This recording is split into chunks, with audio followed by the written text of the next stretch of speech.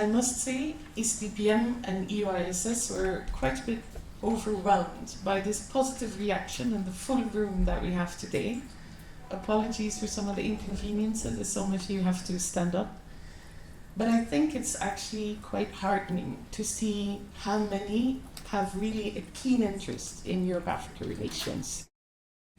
And we look forward today to a frank assessment of the dialogue that took place yesterday between the ministers on the different topics from multilateralism, peace and security, migration, as well as prosperity. But more so also on where the progress was being made and where the gaps might still be existing. And most of all, what are the steps that were actually agreed upon to make this relationship truly meaningful for both parties and actually also for the citizens of both continents. In the interest of time, because we're already a bit short, I will not present the program. You've all received it. I'll leave that in the capable hands of my colleagues Rosella and Virginia, who will have the conversations with the speakers and moderate the event. Given that our time is limited, please bear with them if they have to be a bit ruthless in terms of timekeeping. What remains to be said is, in order to foster really an open and honest dialogue, the second part of this event will actually be under Chatham House rules. So the content can be quoted, but not the people at no attribution, please. And I'm aware there's quite a few journalists actually in the meeting, so please be respectful of these rules.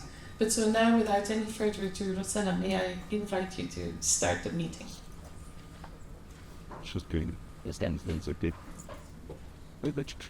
Thank you very much, Kathleen.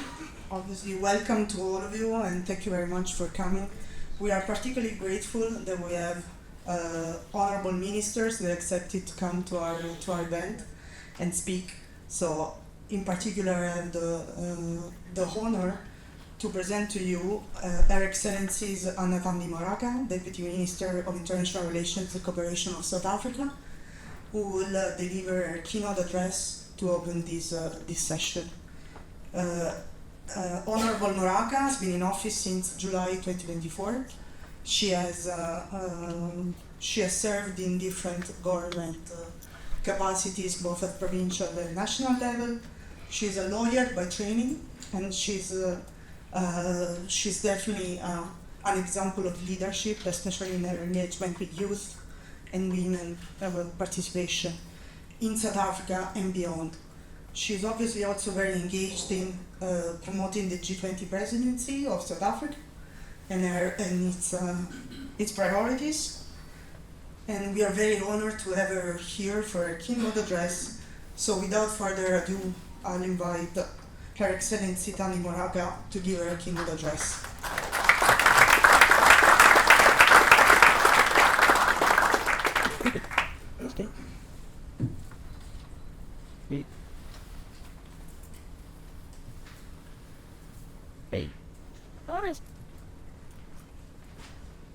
Thank you very much, Rosalia, for that brief introduction. And let me take this moment to appreciate and send our warmest regards to our ministers who came all the way to come and support us. We have Eswatini here, the Minister of Foreign Affairs. She can just wait for all of you to see her. We also have a Foreign Minister of Zambia, Advocate Haimbe, who's also going to participate in this session.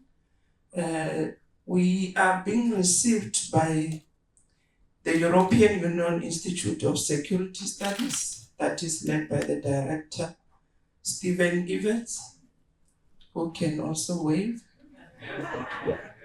He's the most popular person, I believe, here in this room. Okay. Yes, we do have representatives from ECDPM who are here, who have also received us.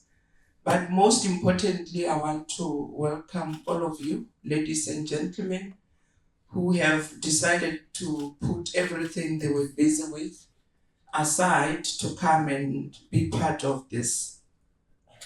It is indeed my pleasure and honor to participate in this event this morning.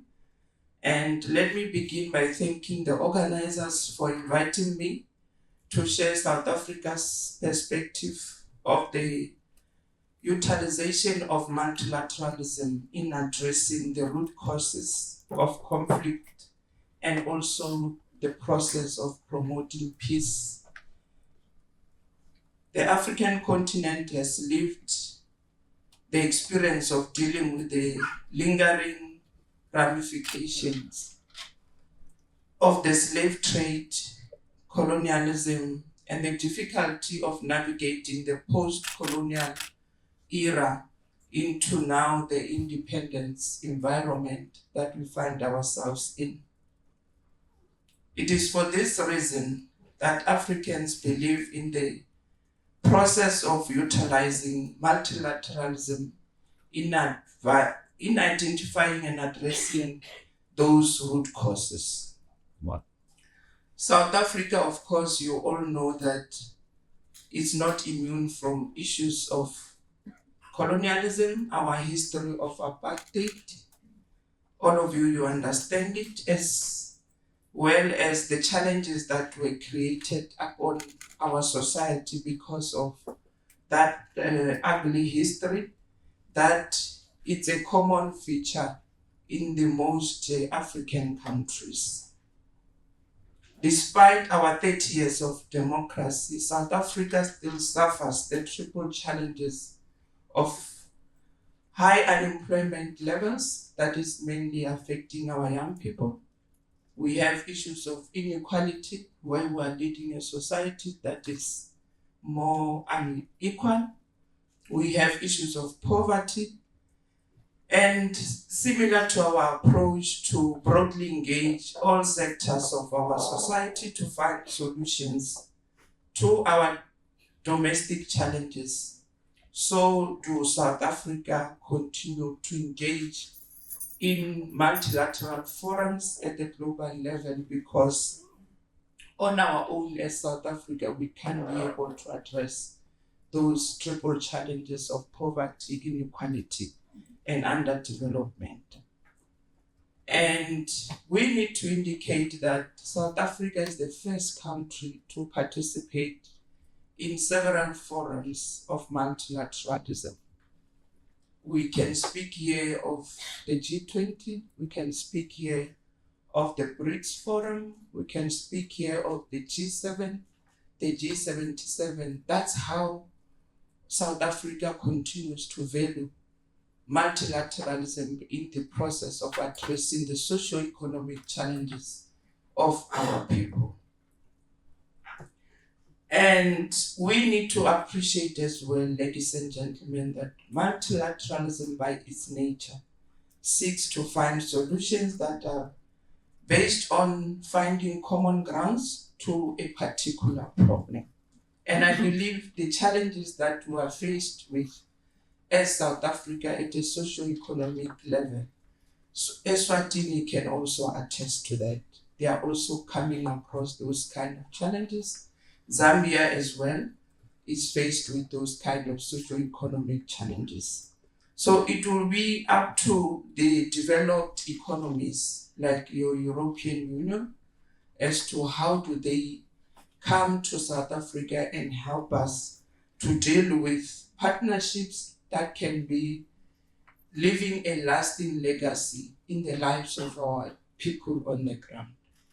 And as we partner with these developed economies, we need to partner in the sense that we have a win-win situation, not a big brother arrangement that we often see being imposed on us, or a big sister arrangement. We all need to appreciate the fact that we must respect each other's sovereignty for us to advance our own economic and social economic needs that we continue to focus on addressing. For South Africa, the centrality of the United Nations in addressing global challenges is of paramount importance.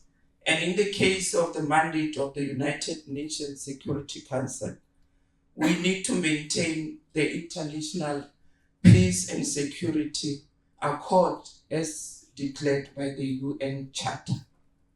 And this will help us to deal with the premise on fostering multilateralism to solve humanity challenges. The UN will commence and also commemorate the 80th anniversary of its establishment this year, 2025. It is under that UN 80 that is all known to all of us that we are going to focus on the reforms of the UN to make it fit for purpose and also to be more responsive in addressing the challenges that the majority of the people of the world and the global south in particular continue to face as we continue to celebrate that milestone of UN having to celebrate its 8 years of existence.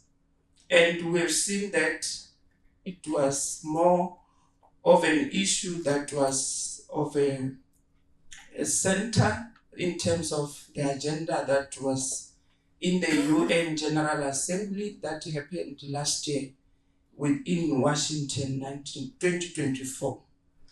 At the same time, the world has adopted a pact of the future in that UN General Assembly that took place last year.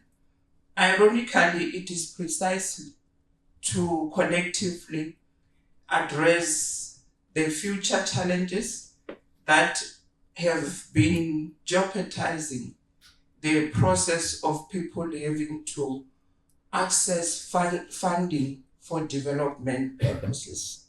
And we need to address those issues because if you continue to have decreased funding for these countries of the global south, how are you going to address issues of peace and peacekeeping missions in those areas where there are conflicts? So we need to work together in the process of building peace in line with the UN Security Charter and make it happen that the world becomes more safer, more peaceful for everyone to live in it.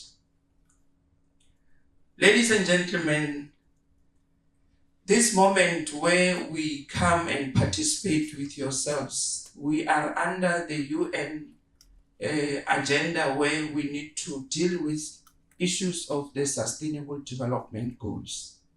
And in those programs, that's where as South Africa, we have identified issues of dealing with poverty and addressing issues of food insecurity that is continuously affecting most countries within the continent of Africa. We also need to address issues of climate change because we are starting to realize that climate change is not only affecting European countries or other countries in the part of the world. Climate change is now a reality in Africa. We continue to see issues of floods. We continue to see disasters that are caused by the effect of climate change. And we also need to work together with these multilateral funding institutions to see how best can we address these issues because countries of the global south continue to suffer the effect of climate change without them not being at the center of contributing to this climate issues.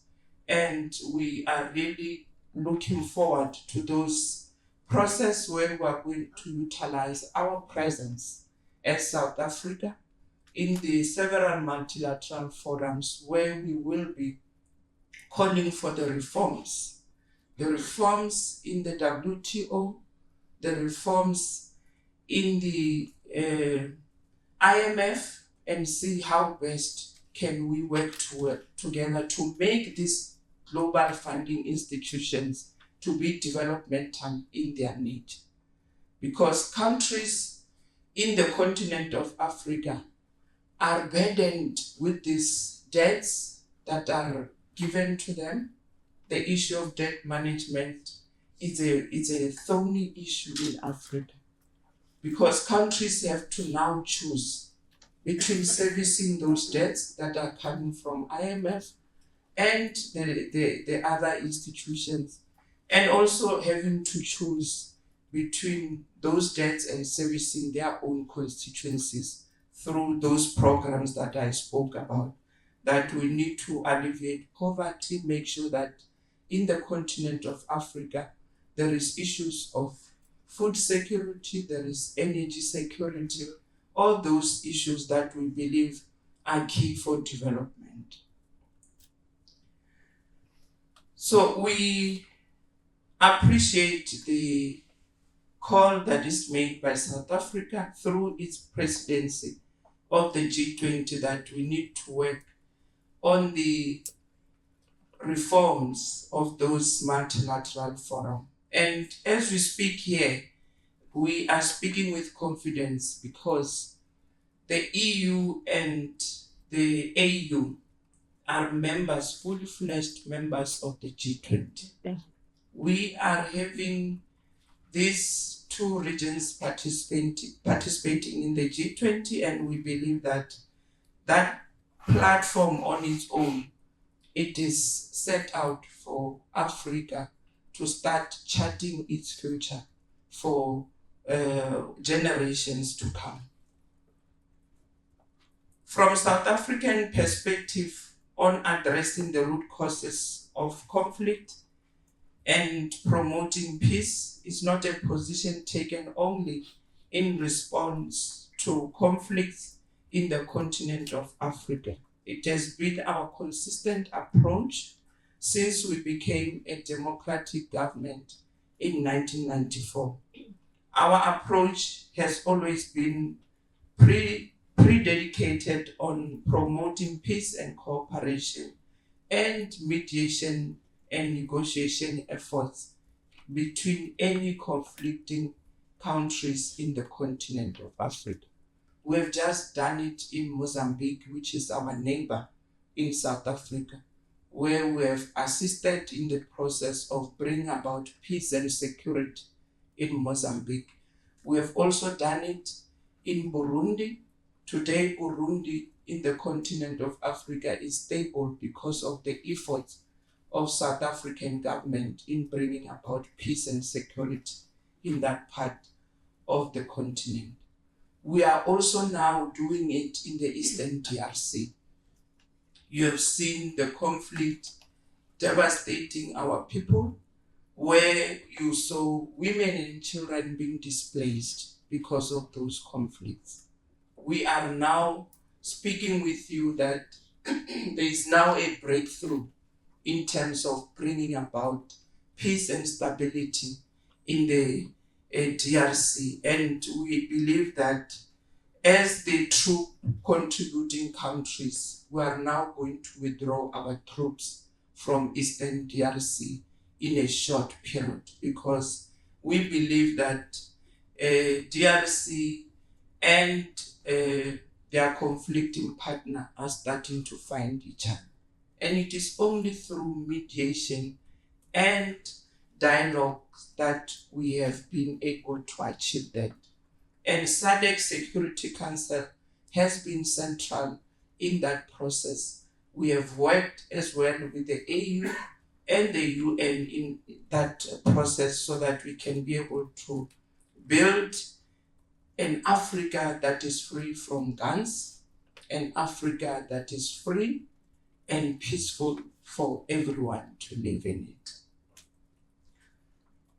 it. Excuse me. We are also meeting with you, ladies and gentlemen, wherein issues of critical minerals, which are in abundance in the continent of Africa, must not be used to deepen conflicts and create tensions amongst African countries. And they need to be used to drive the development agenda in the continent and also create the prosperity that African people have always longed for. The UN Secretary General's panel on critical minerals made concrete proposals in its report, and this must be implemented by the AU, stating that attempts will be made to leverage colonial connections to countries with critical minerals. It is not really a useful agenda. Africa must benefit from these critical minerals and these rare earth minerals that Africa continues to possess. Africa wants to work with European Union to create a viable value chain from which Africans and African countries in particular, together with EU, can form formidable partnerships in leveraging on this kind of issues. It's high time that African economies need to industrialize their economies. Gone are the days wherein we extract our minerals, export them to the world markets raw as they are, without them being processed and beneficiated in the continent of Africa. Because the more we do that as African countries, the more poorer we're going to become. Because as you export these minerals as raw as they are, you are exporting jobs, you are also exporting your own economy. So we need to work together with European companies that are willing to help African economies to be industrialized. And ladies and gentlemen, I can see the room is becoming more somber and tense. I don't know if these issues that I'm speaking to really are finding expression in your thoughts. And I believe that it is for these reasons that the partnership that we pursue with the European Union, we need to pursue them knowing very well that we are going to build an international community that can benefit from this partnership that we are forging here with the European Union. Gone are the days wherein we need to be continuously begging for our own survival at an economic level. So as you engage with any African country, you must know that Africans have become more wiser. They want to drive their own developmental agenda, and they are looking all over the world and within Europe for partners that are really keen and determined to see the Africa that we are intending to build in the Agenda 2063, where we need to build an Africa that is more independent, an Africa that is more united, an Africa that is more developed in terms of its economic outlook. We do have young people in the continent of Africa who are looking at us as their leaders, as to how do we go all over the world through our economic diplomacy programs and speak to those strategic investors to come back home and partner with several companies that are based in the continent so that we can change the lives of our own young people for the better. We can also drive skills development programs that are in line with the needs of our economy. So young people are the future of the continent of Africa, and I believe they are equally the future of the European countries. So it's high time that we invest in these young people, because One of our founding father of our democratic South Africa, O.R. Tambo, which is Oliver Reginald Tambo, once said, "A country that does not take care of its youth does not deserve the future." So we need to really echo those sentiments every time when we meet with you, because once you invest in the young people, you are quite certain of a bright future of that particular country. Once you invest in the women, which are the important strata of our population, you know that you are nurturing that particular country. So, ladies and gentlemen, let's work together, join hands, and build an Africa that is free, that is more democratic, that is more developed for everyone that are living in Africa to continue to enjoy being Africans. Thank you very much.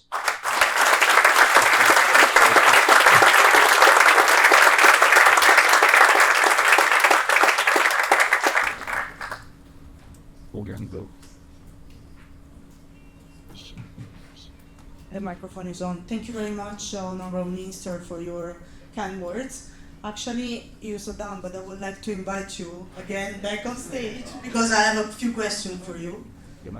And I would also like to invite His Excellency Mulambo Haimbe, Minister of Foreign Affairs of the Republic of Zambia, because, please, Honorable Minister, so... done the job with okay, the boss man. With a bit of technicalities.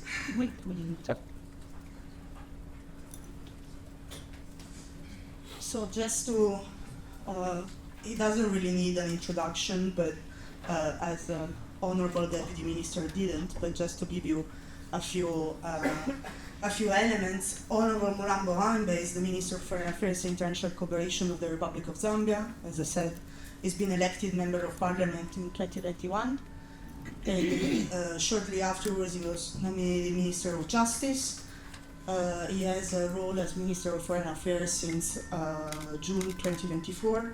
He's also a lawyer by training, so that is an interesting. And prior to starting a political career, he successfully worked in the private sector, which is an experience that is valuable in his role also as a minister. As we can see for the communique, the Zambian's issue, in particular for, as Deputy Minister Moraka mentioned, regarding finances for development and just financing. So I will start this fireside chat with a few questions for both of you. Obviously, Deputy Minister Moraka already mentioned quite a few of extremely important topics that concern Africa, but also the partnership with the European Union. And obviously, you both attended the meeting yesterday. Rumor says it was very successful, everything went well. That's what I hear. But I wanted to ask you a little bit about your perception and your perspective on the partnership between the African Union and the European Union. And I would like you particularly to focus on a few issues that you think are super important as we go towards the summit that is scheduled for later this year. So I'm asking you for your help because we are looking for a research agenda as well to support you towards the ministerial. So I would seriously appreciate your input. Maybe this time I will start with Honorable Minister Haimbe. I would give you the floor for a few minutes and then I have more questions for you. Thank you very much. Thank you very much, and allow me to stand on the earlier established protocol and simply say good morning to everyone, distinguished ladies and gentlemen. I think, first of all, I'd like to acknowledge the very concise and informative keynote address by Honorable Minister. Thank you very much, Honorable Minister.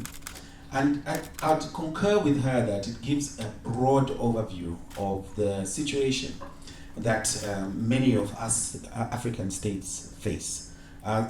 particularly also in our sub-region, which is the SADC region. I'd agree that many of the issues that were put forward are of significance to us. But that being said, I would also like to add perhaps a perspective of what we believe in view of the numerous interactions that we have had between the AU and the EU, and of course at the bilateral level with the member states of each of these international organizations. Indeed, one of the key aspects of any partnership is like-mindedness. And I think that cannot be overstated. We, in fostering this partnership, need to work towards enhancing what I believe we already have, the like-mindedness. Like-mindedness in terms of the common norms, principles, and ideals that we believe in as a collective. Very, very important. And also, as already mentioned, the commitment to multilateralism. I always fail to say that word for some reason. Especially in the current global environment where unilateralism is becoming more and more predominant amongst the global powers. I think we all know what I mean when I say that. And you cannot move away from a multilateral world today. And so this partnership must, in terms of like-mindedness, acknowledge the importance of that aspect of our cooperation. Also, there's, in terms of peace, security, and stability, there's an important aspect which we must all also embrace, which is a firm belief in the supremacy of the international law as established, and of course the rules-based world order. And I would certainly say, from the perspective of the African states, and I'll speak for Zambia and probably some of our colleagues in the SADC region, that we firmly believe in these particular ideals that I have highlighted above. And of course, another aspect is that the partnership should be based on mutual respect, rather than the focus that has been there in the past in relation to development assistance only. I think there is need for a more strategic approach towards partnering for mutual benefit. And that again is part of the like-mindedness that I spoke of. And maybe to cap it, there is an important need for us to involve the private sector at all levels of our partnership and cooperation. I think from a broad perspective, I would like to say this would be the focus from the African states on this partnership as we renew it, as we look to ensuring that the closeness that we enjoy, if I can use that term loosely, bears fruit that ultimately benefits the citizens, the peoples of our two regions. Thank you very much. I'll pause there. Thank you very much, Honorable Minister. Honorable Minister Moraka, please, the floor is yours if you want to add something more on the partnership.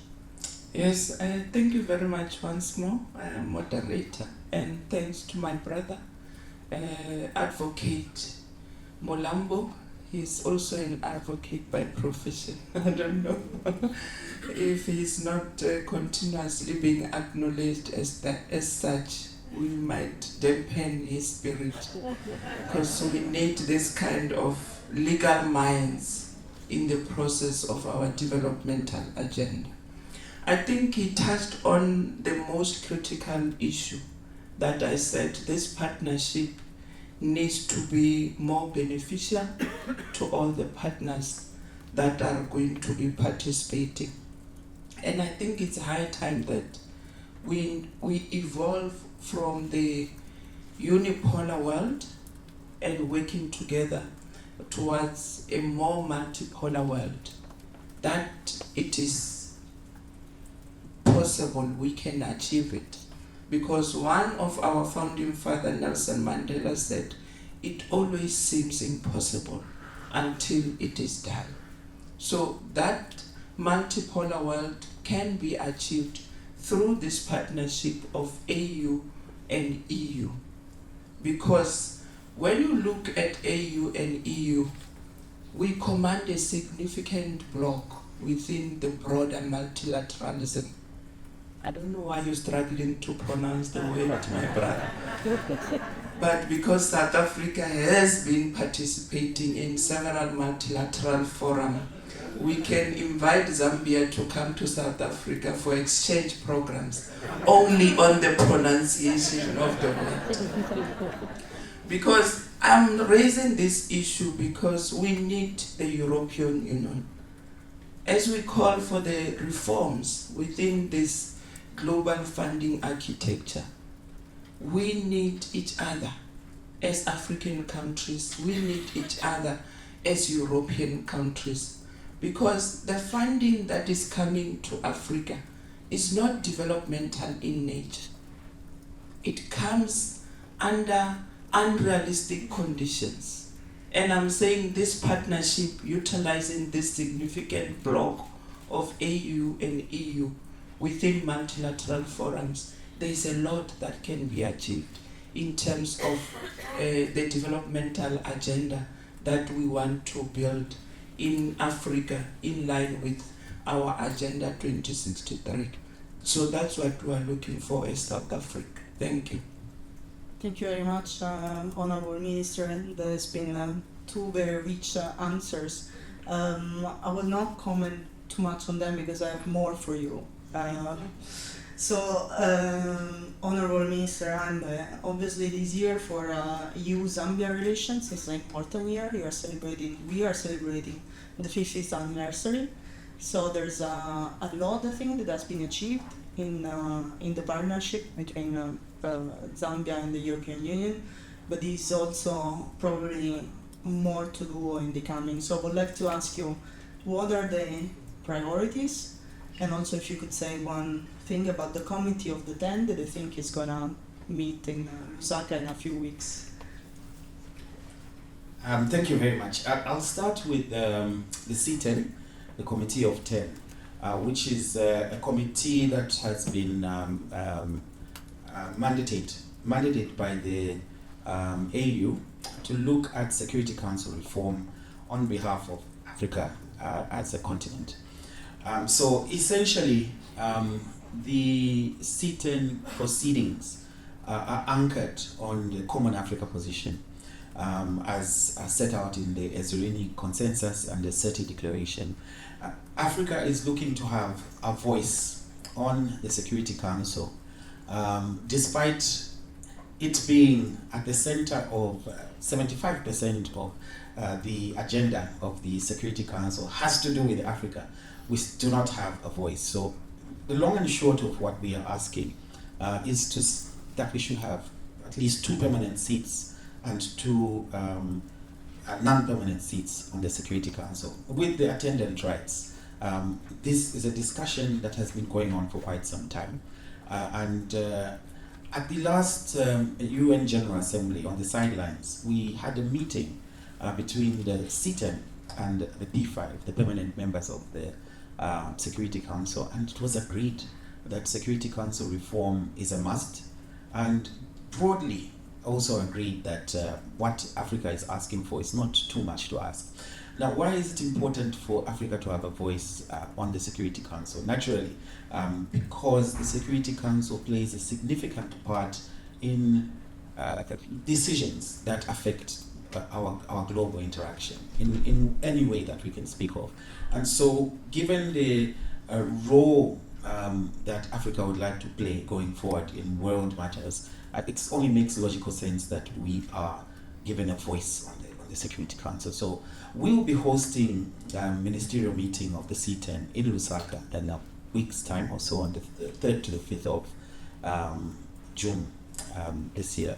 And so I think for those that are interested, please follow the proceedings, and we continue to ask for the support of our partners. And I know that the EU has been very clear on this, that it supports the process of Security Council reform, and we are grateful for that. It also underscores the strong partnership. Some of this was discussed in the meeting yesterday. So moving away from that,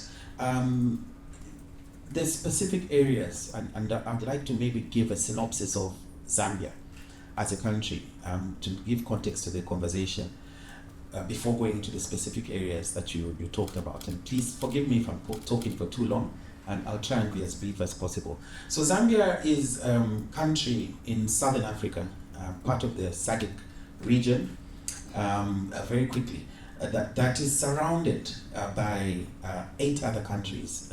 And so the term used is landlocked, but we prefer to say that we are land-linked. We have no access to the sea.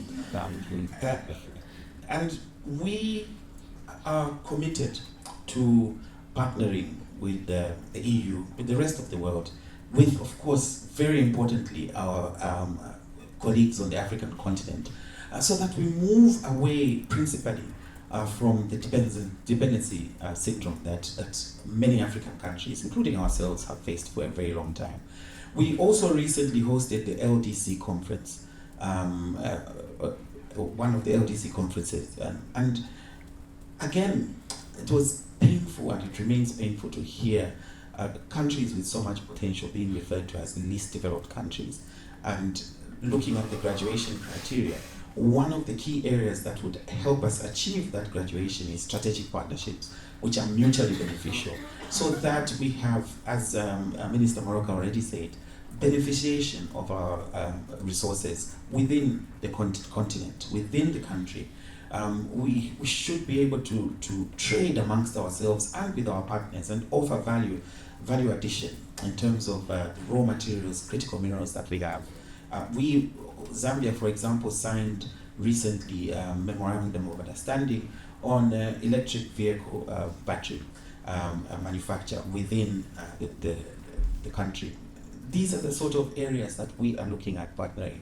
We also have lots of potential in terms of private sector involvement, as I said. In the energy sector, we have an energy deficit currently as we speak. The EU is assisting in building an interconnector so that we can have more efficient transmission of energy amongst the countries within the sub-region. We all know that energy is a driver to economic development, and so there are linkages backwards and forwards with regard to these the areas of cooperation and participation. And I'll go into a little more detail, but again, like Thandi has said, one has to gauge the mood of the crowd, and I can see that there are lots of other questions that are scheduled to come from the participants. I thank you. Thank you very much, Honorable Minister. I'm pretty sure that this will come one of the questions, but I do have one obviously for Minister Moraka about the G20 priorities and where we stand there.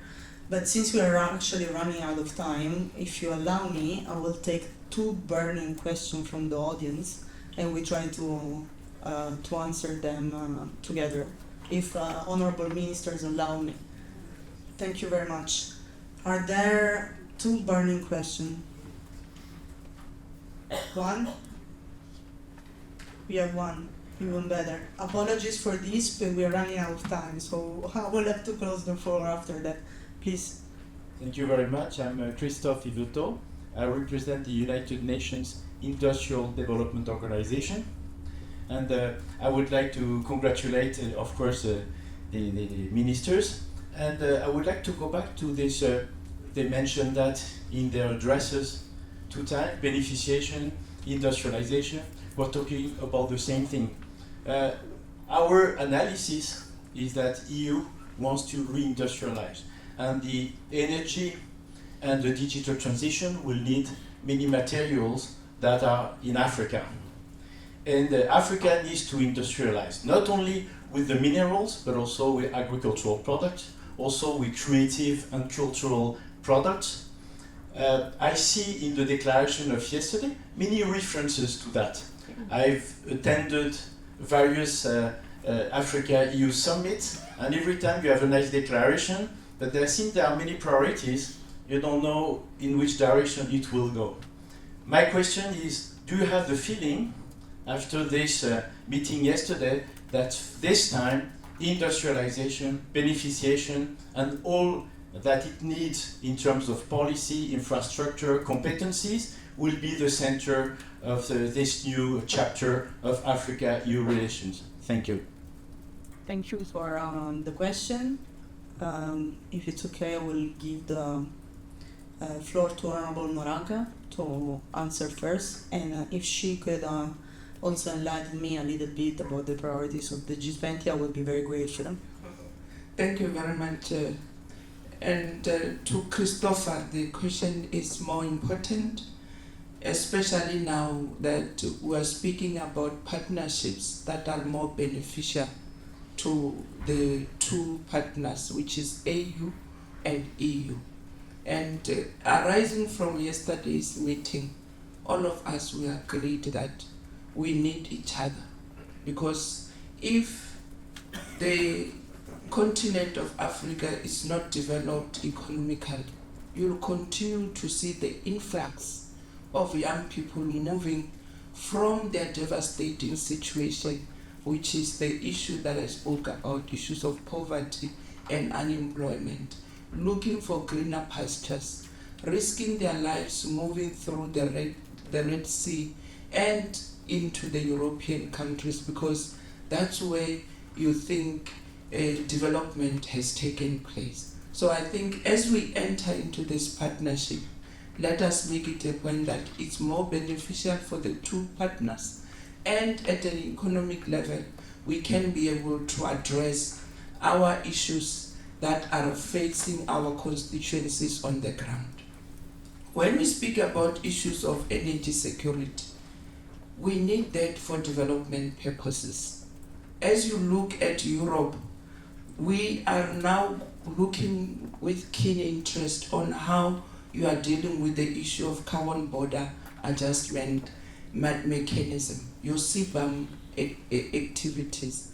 How are you dealing with that in order for you to regulate the issues of climate change? Because we need you as compared to what needs to happen in the past in those spaces. If it means there should be some agreement between our countries and yourselves on how to help each other in dealing with these issues, we'll have to do that, because you can't speak about climate change and you don't come up with regulatory frameworks on how you are going to deal with those carbon emissions that continuously pollute our climate. And when we speak about the just energy transition, we are speaking on it on the basis that currently African countries rely on their natural resources for them to generate energy. And you can't say in a context of South Africa, where we have the abundance of coal, that we need to move swiftly onto the renewable energy and start to neglect that endowment that we have in terms of coal.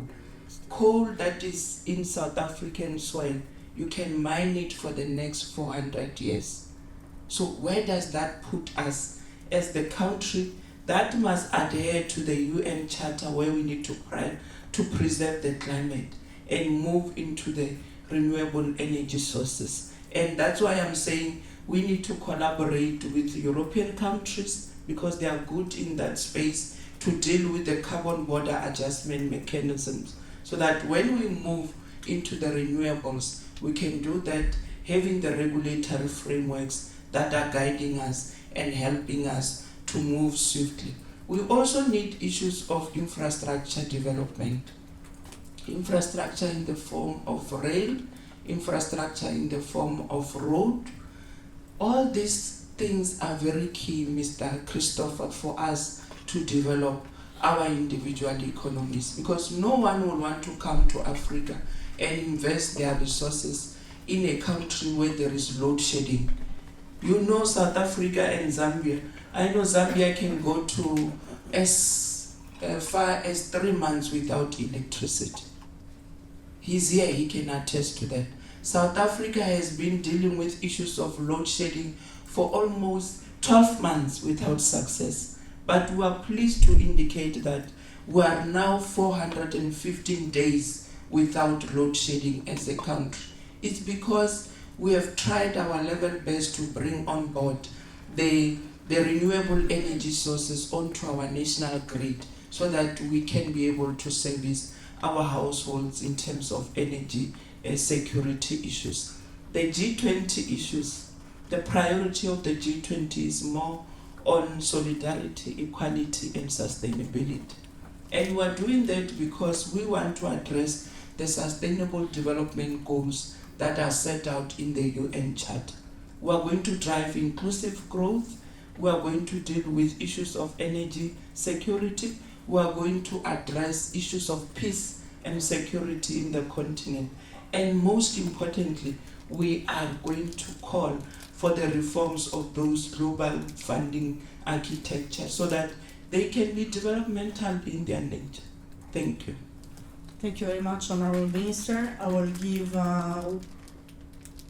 2 minutes, if I may, to the Honorable Minister to have a final remark. My apologies for that. Thank you. That is okay. I think I've now confirmed my earlier suspicion that perhaps we need to be more concise in our responses. Thank you, Christoph, for that question. I'd like to summarize it from the perspective of whether or not there will be tangible outcomes in this new partnership drive.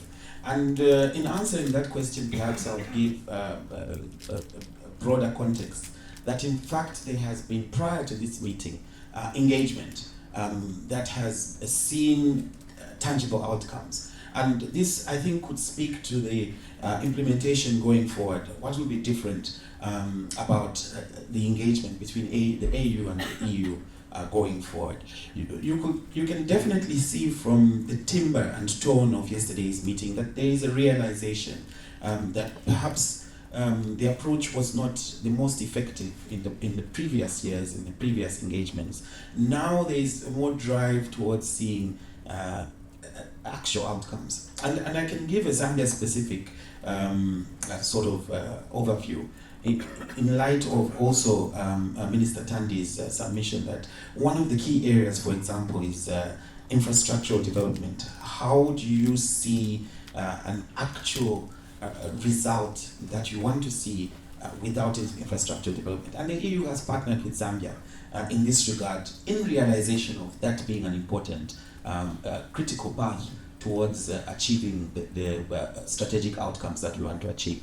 So we have, for instance, the construction of 10,000 kilometers of regional optic fiber backbone across the DRC, Zambia, Zimbabwe, Malawi, and Mozambique, which is being undertaken with the support of the EU. We have rehabilitation of the Kariba Dam in Zambia.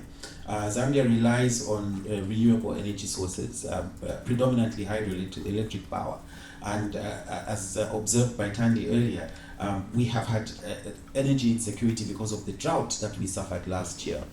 Not enough water to fill the dams to generate electricity. So again, another practical step that is being done in the partnership is the rehabilitation of Kariba Dam. EU is supporting that. We have a power interconnector that is being supported by EU between Zambia and the DRC. We have very critically investment in the Lobito corridor, which will then open up an ecosystem in terms of rail infrastructure that will foster, again, tangible development, which also has a benefit to the EU because then that also gives access to critical minerals.